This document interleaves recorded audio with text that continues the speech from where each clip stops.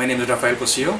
I was born and raised in Oxnard, California, and I have been a nonprofit professional for most of my career, focusing a large part of my career in HIV/AIDS, particularly as it affected Latino communities and other disenfranchised populations, focusing on fundraising and development work as well as advocacy work.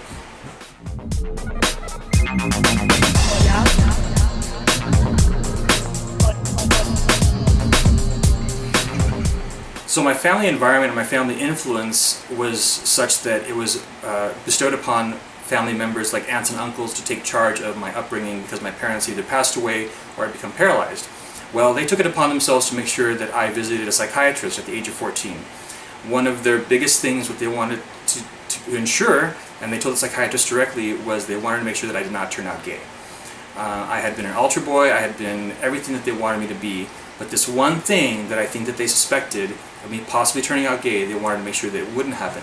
So they forced me to see a psychiatrist for a period of time. And at the time, I think that there was a convincing that I possibly wasn't gay, even though deep down inside I knew that I was.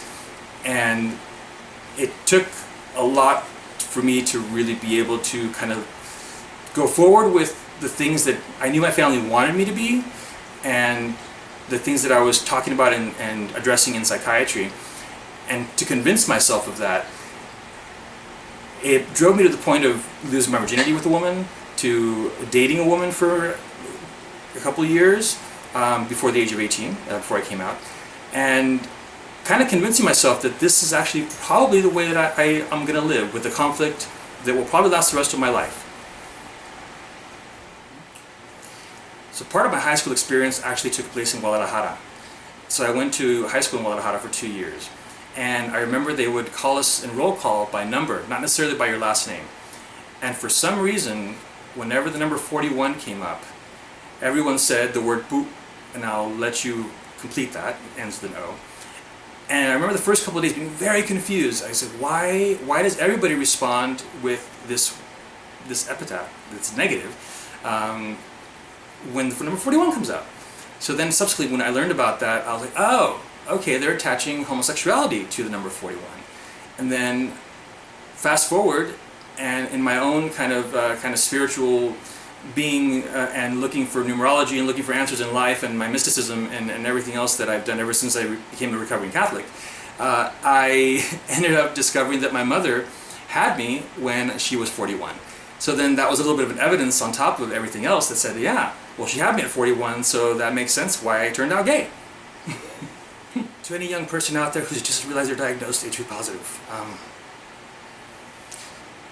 you're not being punished. That's the one thing that you have to tell yourself all the time. Wow. That brought up a lot of stuff.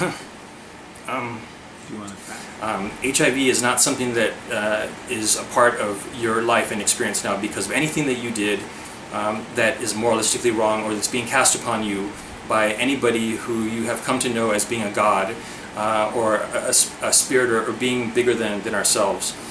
That's the interpretation of a lot of other people that has had the volume that it doesn't need to have. Being HIV positive today means something very, very different than it did 10 years ago, even 5 years ago.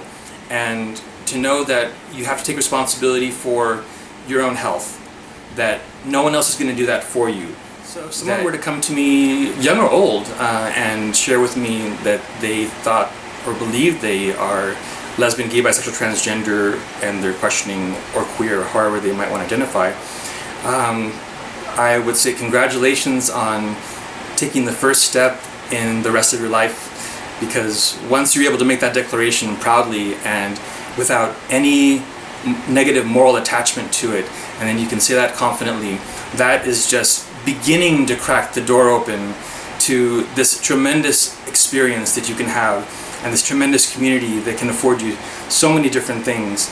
And the thing that I would reiterate, I guess again, is that never believe that anything is wrong with you. Never accept anybody telling you that something is wrong with you.